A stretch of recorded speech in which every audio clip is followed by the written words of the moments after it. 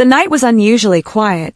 The hum of the refrigerator in the kitchen echoed faintly into the living room where I sat alone, hugging my knees. My husband, Adil, had been working late shifts for weeks, and even though he always called to tell me he was safe, the distance between us had grown heavier than I wanted to admit. Marriage wasn't supposed to feel this lonely, was it? That evening, I decided to cook dinner, light some candles, and maybe surprise him. I wanted to bring back the warmth of our earlier days, the way he used to reach for my hand at random moments, the way we laughed over nothing. By the time the clock ticked past midnight, I realized he wasn't coming home. Again, the food had gone cold. Disheartened, I slipped into my nightgown and went to bed. I left the lamp on, its dim yellow glow spreading across the room like faded sunlight. My body was tired, but my mind kept wandering, back to memories of our early love, and forward into the fog of uncertainty. Sleep came slowly, curling around me like a reluctant friend. At some point I stirred. A warmth pressed behind me, familiar yet not. My breath caught. For a fleeting second, I thought Adil had come home quietly and slipped into bed. But something in the weight of that warmth, in the stillness of the room, felt wrong. My heart pounded as I slowly turned, and I froze. It wasn't Adil. Standing close enough for his breath to brush my shoulder was Hamza, Adil's closest friend, someone who had been around us since the earliest days of our marriage. His dark eyes glistened with something unreadable in the dim light. My chest tightened with confusion, fear, and a swirl of emotions I wasn't ready to name. "Hamza!" I whispered, my voice cracking. "What are you doing here?" He didn't move away. His gaze lingered, heavy with something unspoken. "You left the back door unlocked." I knocked, but when you didn't answer, I thought something happened. I wanted to push him away, demand why he had come inside without permission. Yet, beneath my unease was an aching awareness. I hadn't felt anyone's presence this close in months. Loneliness can play cruel tricks, making you mistake danger for comfort, shadow for light. "I'm fine, I managed." "You shouldn't be here." He finally stepped back, the warmth lifting from me, leaving a hollow space. He sighed, rubbing his hand across his forehead. "I'm sorry. I was worried about you. Adil hasn't been home much, and I can see what it's doing to you." His words struck deep because they mirrored the truth I avoided. My marriage wasn't broken, but it was strained. And Hamza, who had always been around, had seen more than I realized. I stood, pulling the blanket around me. "It's late. You should go."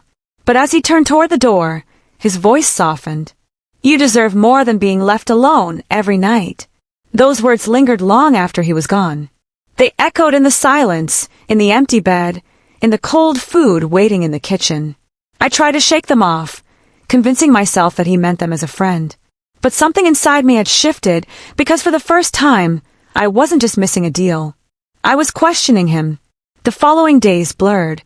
Adil came and went, offering excuses about work, exhaustion, endless meetings. He didn't notice the uneaten meals, the way I sat quietly beside him, or the shadows beneath my eyes. But Hamza noticed. One evening, when Adil canceled yet another dinner, Hamza showed up again. This time I didn't question why. We sat on the porch in the cool night air, talking about everything except the one thing that burned between us. He made me laugh, something I hadn't done in weeks. When I shivered, he draped his jacket over my shoulders, and the warmth of it was enough to bring tears to my eyes. "You shouldn't be here," I whispered again, but weaker this time. He looked at me steadily. "Maybe not, but someone should be." His words wrapped around my heart like a gentle rope, pulling me closer to a truth I didn't want to face. Days turned into weeks, and my secret world split in two. With Adil, I was the dutiful wife, pretending his distance didn't hurt. With Hamza, I was seen, heard, valued. The guilt gnawed at me, but the hunger for connection overpowered it. Then came the night, everything unraveled. Adil returned home unexpectedly early. I was in the kitchen, still wearing Hamza's jacket from the evening before. The moment Adil saw it, suspicion clouded his face. "Whose is that?" he demanded, his voice sharper than I'd heard in years. I froze. My silence spoke louder than words. "Is it Hamza's?" he pressed, his tone breaking with disbelief. Tears stung my eyes. "He's been here, because you haven't." The truth spilled out in waves, my loneliness, my anger, the emptiness I had carried alone.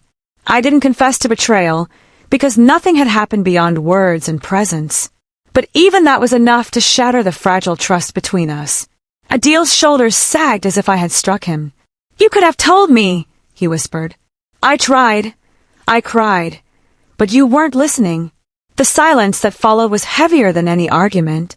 That night, Adil slept in the other room, and I lay awake, wondering if love could survive neglect, if marriage could heal after cracks this deep.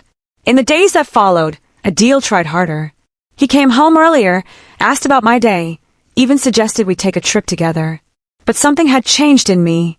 The memory of Hamza's presence, his words, his steady gaze, it haunted me. Not because I loved him, but because he had reminded me of what love should feel like. The turning point came one evening when I found a letter on the porch, folded neatly inside an envelope. It was from Hamza. "I never meant to come between you and Adil," it read. "But I couldn't stand by and watch you fade away. You deserve laughter, warmth, and love that doesn't have to be begged for. If that love is with him, fight for it. But if it isn't, don't be afraid to choose yourself." Tears blurred the words as I read them over and over. Hamza wasn't asking me to choose him. He was asking me to choose happiness, whatever that meant. That night, I sat with Adil on the balcony. The city lights shimmered in the distance, and for once we talked, really talked. I told him everything I had held inside, my loneliness, my longing, my hurt. He listened, and for the first time in months, I felt him truly present. "I don't want to lose you," he said softly. "Then don't," I whispered. It wasn't easy. Healing never is. But slowly we began to rebuild. We went for walks again, cooked meals together, laughed at silly shows like we used to. The warmth I once craved from someone else began to return to the place it belonged, with my husband. As for Hamza, he drifted away quietly, as if he had been only a shadow sent to remind me of the light I was neglecting. I never saw him again, but his words stayed with me, etched into my heart like a warning and a blessing. Months later, as I lay beside Adil, his arm draped over me protectively, I thought back to that night when I felt warmth behind me and knew it wasn't my husband. It had been a moment of danger, of temptation, of awakening. But in the end, it had also been the turning point that saved my marriage. Because sometimes, it takes almost losing something to realize how much it means. And that realization was the beginning of love, stronger, deeper, and more fragile than ever before.